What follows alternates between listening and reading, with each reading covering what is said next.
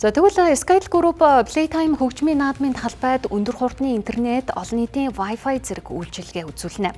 Skytel Group нь зөвхөн технологи нийлүүлэгч бус залууст урам зориг бүтээлч сэтгэлгээний дэмжигч байхыг зорддог байна.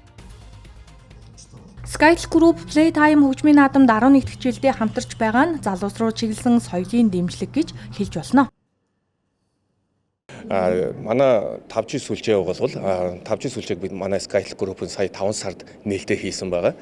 Тэгээд энэ сүлжээгээр одоо технологиор дамжуулан одоо хүмүүст одоо хоорондоо бие биентэйгээ илүү хурдан одоо цагийн хоцрогдлоггүйгээр бие биентэйгээ холбогдох гэх зэрэгтэй одоо илүү л одоо холыг ойртуулж илүү яг дэргэд байгаа юм шиг бие биентэйгээ холбогдож харьцана гэсэн үг.